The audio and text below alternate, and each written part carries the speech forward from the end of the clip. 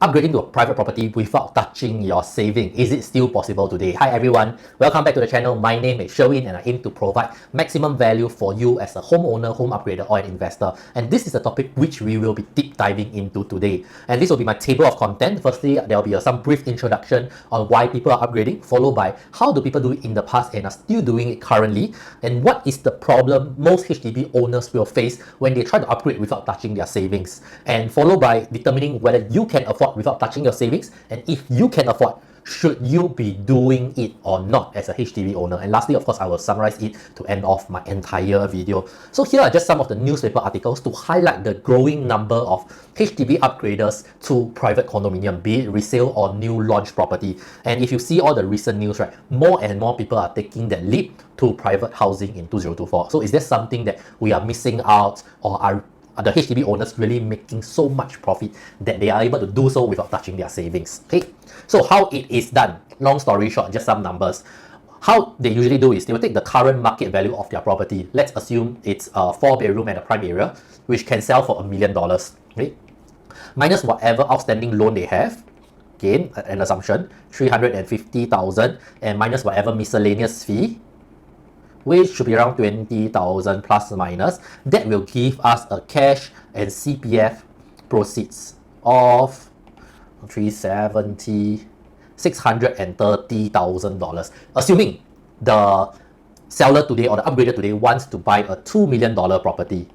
There's two things which they have to solve for them to be able to afford, right, to upgrade without touching their savings. The first thing is, do they have enough down payment of 25%, of which 5% will be cash, 20% can be a component of cash or CPF. So 200,000, 25%, this will amount to 500,000. Of course, stamp duty will have to be included, but for simplicity's sake, I'll just ignore it here. But do take note, if you're adding stamp duty, you'll be around 29%, okay? So first hurdle people have to overcome is, do they have the down payment? Second hurdle after the down payment, which you will realize, is whether they can take up to a maximum of 75% loan, which is $1.5 million.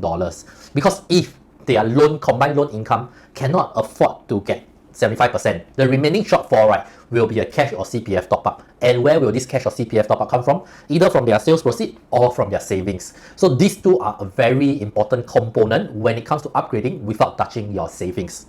With that being said, right, what is the problem people face today? Problem number one, okay? The amount of cooling measures implemented since the beginning of time. So if you can look at this chart over here, ever since 2008, right, we have no shortage of cooling measure, okay, as seen from here. All these are the cooling measures, and in recent years we have multiple cooling measures as well. So with each crisis and increasing home prices, right, our government is coming down very hard on the property prices and making sure that property is affordable, and homeowners or home buyers, investors and themselves are prudent in nature. So what's the issue or impact of cooling measures with regards to HDB upgraders? Okay, works in two folds. One is, as you can see, since the introduction of cooling measures since 2010, government is targeting two things. One is the increase in down payment required to buy a property. Second is your loan affordability. Let's look at the down payment required first. If you can see, right, 2010, right, what is required, right, it's just 10% down payment to buy the property. But 2010, they actually reduced the loan to value limit to 80%, meaning for $1 million property, instead of forking out 100,000 in cash, right, or CPF, you need to fork out 200,000, which is 2 times. Okay, and in 2018, they further tightened this loan to value ratio from 80% to 75%, meaning your down payment now, instead of 200,000, jump by another 5% to 250,000. This is the first impact of cooling measure. The second one, right, is the reduction in your loan capability. If you see here, right, before 2013, there's no TDSR framework, meaning if you're looking at $1 million property and you can borrow up to 90%, which is the loan to value, regardless of how much you earn, as long as you can afford the money installment, you are able to do so. But since 2013, right, your loan is not pegged to property value, but it is pegged to how much is your earning capability. So if you're earning $1,000, they will borrow you a percentage of that $1,000, and that percentage is set at 60%, which they further tightened it, right, in 2021. So from 60%, it went all the way to 55%. Later, I'll show you the numbers for you to see the impact. And on top of that, right, other than this, right, they also increased the stress test rate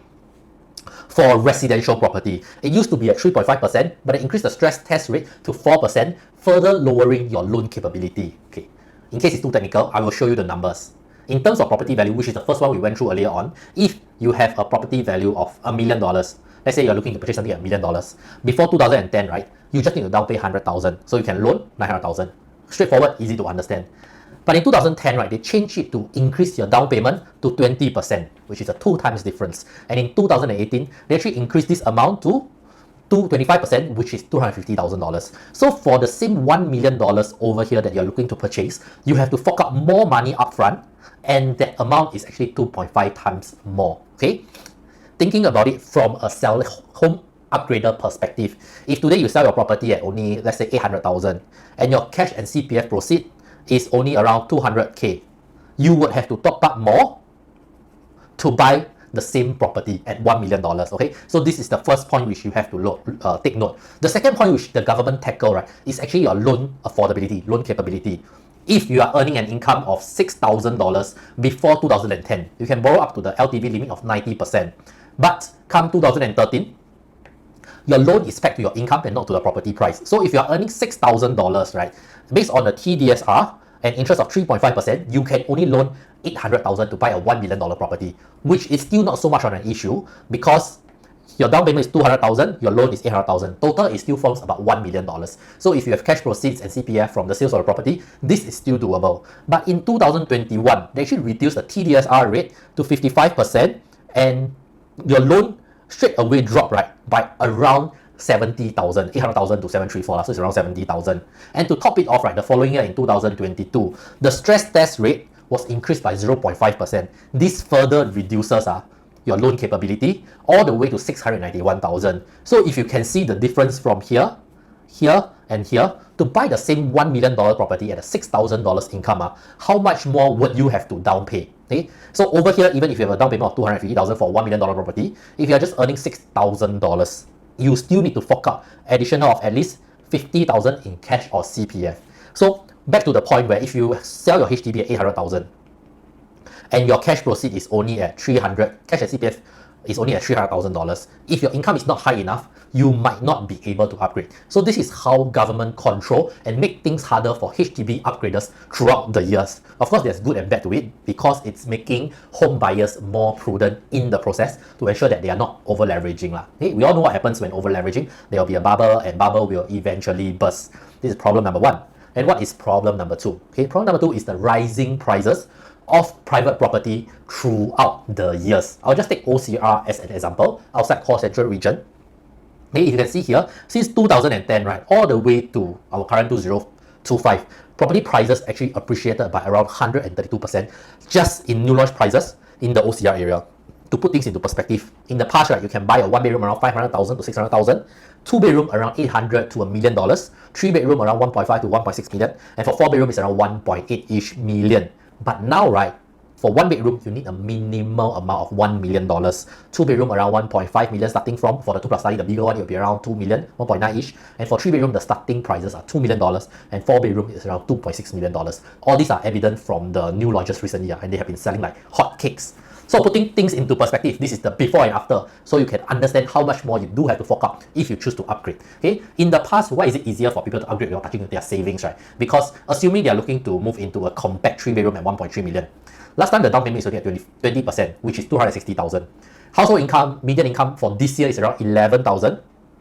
Their TDSR is at 60%. So how much they can loan based off their income of 11,000, right, is $6,600. And the stress test rate is at 3%. So the maximum loan amount they can take is 1.469 million, which is a very comfortable range because they are just looking to buy something at 1.3 million. So if they sell, I'll give an example, if they have a property at $1 million, okay, and their outstanding loan is around, like, let's say 400,000, which is very common, they will have a cash and CPF component which they are cashing out of at least $600,000. And after paying off the down payment, right, they still have enough for their safety net, or if they choose to, they can actually reduce their loan amount. Okay, sidetrack a bit, this is also the reason why in the past it is easier to sell 1 by 2 as compared to today. Let's look at today's context. If they're looking to buy a 3-bedroom entry level, minimally, right, how much would they require? They will require $2 million. Okay, and what is the down payment? Because we know the down payment increased from 10% all the way to 25%. They will require at least 500,000 in down payment. And if they have a median income household of 11,000, TDSR at 55% is 6050. Stress test rate is 4%. Their max loan amount is only 1.267 billion. So you see a few problems over here. The first is they have a higher down payment amount, and the second is their loan is much lower. So if you see here, right, what is the issue? Issue is they will have to pay more in terms of down payment at 500,000, but their max loan is reduced as well. So the maximum purchase price, right, if given the same example as before, they have a cash and CPF proceed of 600,000, okay, plus cash and CPF, plus their max loan amount, right, how much they are able to afford in their upper limit without touching their existing CPF or savings is only at 1.867 million 241. So there is still a shortfall with how much they want to purchase, and this amount, right, would come out from their own saving. So with this example here, do you understand how much harder it is to upgrade from your HDB to a private property, even though, right, you might be cashing out more than $500,000 in your HDB itself if you choose to sell. So the next thing is, after understanding the issue, is understanding whether you can upgrade with or without touching your savings. The thing I always go through with my clients when I meet them is there's a few things you have to determine. First is how much can you fetch for your current home value, followed by your loan affordability, and thirdly is what is the purchase price you are looking at, or what is the product or the next home you are looking at and how much are they valued at, and lastly, if possible, do you still have a safety net in case, touch wood, anything happen. And in this scenario over here, right, I actually came up, okay, this is one of the clients which I met recently, but I just changed their name briefly lah. But you can see from this example how I calculate for them. Jack and Jill went up a hill. Yeah, no, Jack and Jill are both around 38 years old, respectively earning $8,000 and $7,000 per month. To keep it simple, I never include their AWS bonus or any variable income. Okay, they have a 5-room BTO at Bukit Batok, and their current value is 920,000 with an outstanding home loan of 430,000, and they have a combined cash and CPF component of 250 and 300,000 respectively. They are looking to upgrade to a 4-bedroom. Okay, and the area which they want to upgrade for their 4-bedroom costs around 2 million to 2.2 million. But same thing for simplicity, I'll take it at $2 million. So when I meet clients like this, right, the first thing which I like to do a lot is I like to use my company calculator. So we have a lot of advisor calculator that gives us different scenarios and different permutations based on our client need. But in this case, right, I'll just go on to their asset portfolio analysis. So if you can see here, different options for you to choose from. So if you fall into any of this category, or you want something more comprehensive based or tailored to your needs or your understanding, just let me know. I'll do it for you as well, and it's for free. So they are looking to sell, and they are looking to buy private property under two names. Of course, for those looking to sell one by two, I will do it for them and show them the possibility lah, okay? But it's getting a bit harder nowadays because of so many restrictions in place. So if you're one of the very fortunate one, hopefully I'm fortunate enough to be your agent as well. Okay, so over here you can see, I'll just key in their current asset portfolio. Okay, before I go into that, there's different tabs over here, okay? So whatever I key in, all the numbers will change, showing you what can happen. Okay, so property price, current market value is around 920,000. Outstanding loan is 430,000. Okay.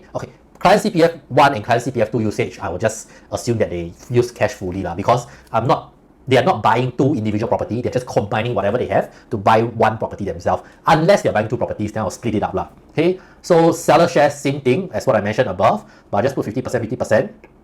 No seller stamp duty because they reached their MOP already. And legal fees for HDB is usually around 1,008 to 2,000. And if you are engaging HDB to act as your conveyancing, it'll be way lower lah. But I just put the upper limit of $2,000. No levy, no miscellaneous because you're buying a private resale, which is not subsidized. Commission, I will just put it at 2%. Loan interest rate currently is around 1.4 to 1.7, which is rather low. And the MAS stress test is 4%. Okay, so once I have all this here, right, you see all the numbers here change.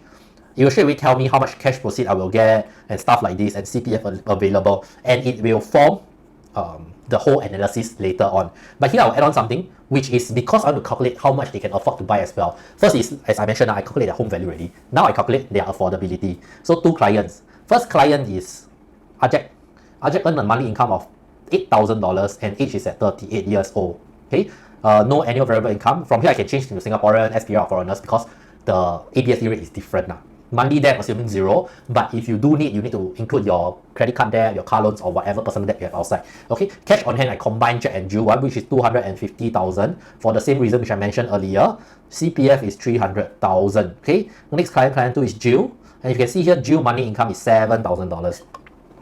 Okay, the rest are put at 000. And first thing you will notice is total cash amount here change. Why so? Because they have a cash on hand of $250,000. Okay.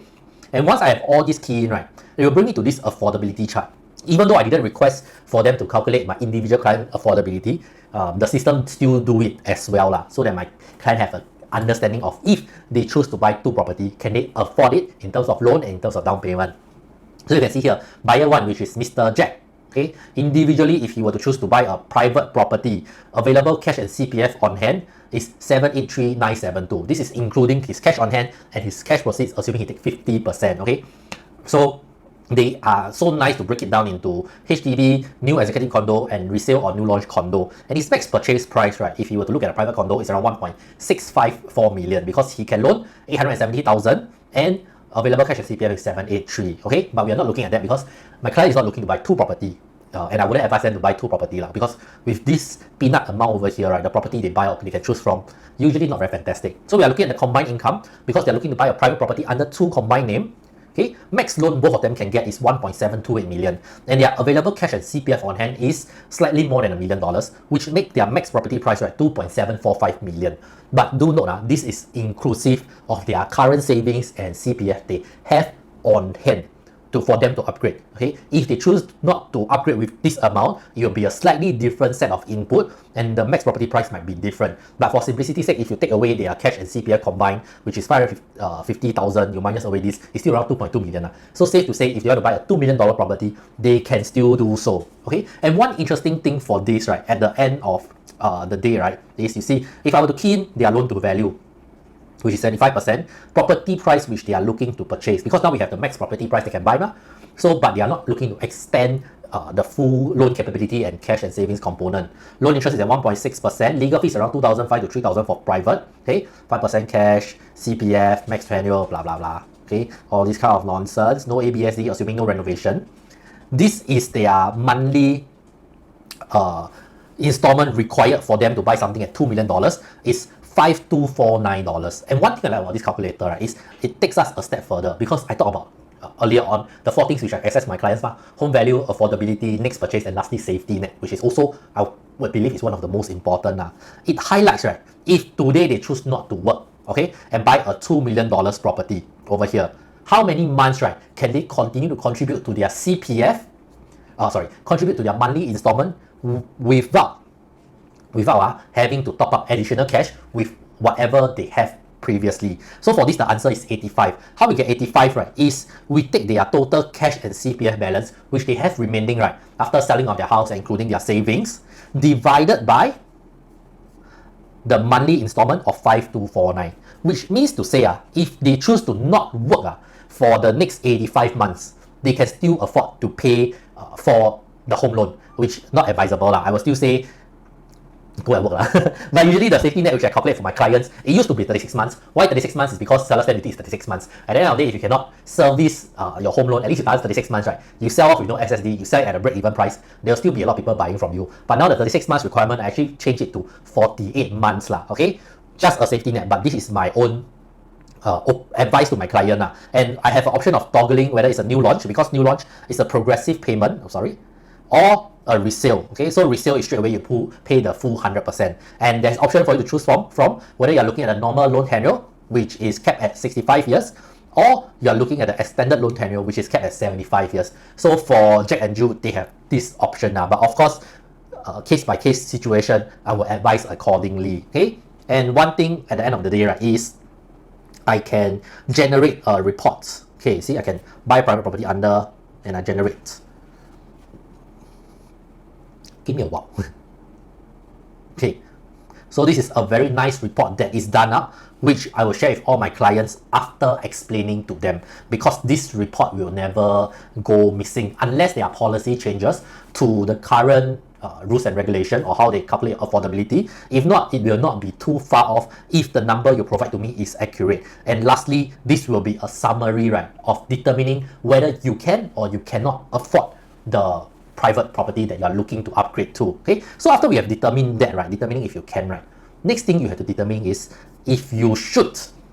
If you should is very, very subjective, because when it comes to objective, there's always there's only 2 reasons why a person will shift their house. One is more emotional reasons. Emotional reasons might be because you want to get closer to a school, because you want a better lifestyle, like you want a bigger space, you want facilities, upgrade in your status, or because you just want to move to a new place. All this I categorize it as emotional objective, which is very hard for me, right, as an agent to decide for you. I cannot give you all the pros and cons, and ultimately the decision is in your hand to make the best decision for yourself lah. And the next one will be from an investment perspective, because if we were to look at it, right, all properties in Singapore, whether you like to call it a home or not or whatsoever, at the end of the day, right, they are still considered an asset. So an asset has two sides of the coin.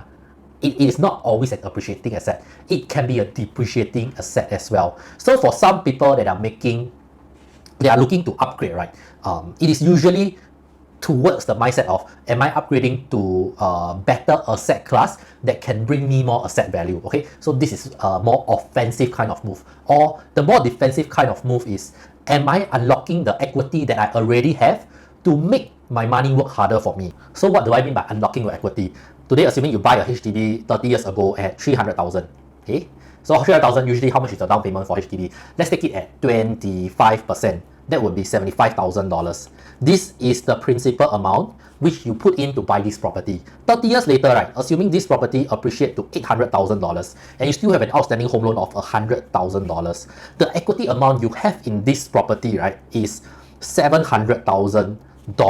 So how much did your 75,000 appreciated from there? And from there, right, the question you have to ask yourself is, if today you do not sell when you are at the 30-year mark, will this property continue to appreciate in value, or will it remain the same, or will it depreciate? Because there's only three options from there, up, remain the same, and going down. If it remains the same or go down, right, it means your ROI is lower already, because 30 years you used to make 700,000. What about 40 years you still make 700,000? Your ROI become lower, so everything remains the same, right? The more you hold, as long as the property don't appreciate, you are actually not getting a better return. So the question people ask when it comes to HDB upgrading all this is, should I unlock this amount, of 700,000 and go into something that at least my 700,000, the value, right, will not erode, okay? So this is just food for thought, not saying that you should, because it really depends on the risk appetite and everything as well. But most of the people that we meet that make the move, right, it's a mixture of emotion and investment reason. So determining if you should upgrade, it's more based on your personal objective. Most of the clients I meet nowadays, they are very much on the fence because they always have this thought at the back of their head. They know that HDB is no longer an asset for them in the long run, but they are unsure of what they want to do next. That is where I come in and give my professional advice and the pros and cons of holding on to the HDB and whether you should move on. Of course, it depends on the risk profile, your age, and your demographics as well. To end of this video, right, I will answer the question that upgrading without touching your savings is still very much possible today, just that it is harder due to the circumstances present. You must be able to fetch a very high home value, and your loan affordability have to be high as well. If not, I will say for most of the cases that I have met, people do still need to fork out a portion of their savings or minimally their CPF to help them, right, upgrade to a private property. So if you are one of the many privileged one, or if you're still on the fence, please do not hesitate to reach out to me and see how my services can help you identify, right, whether you should make that move, and if you make that move already, do you still have a safety net? So thank you for watching my video. Once again, my name is Sherwin, and if you like my video, do remember to like, share, and subscribe.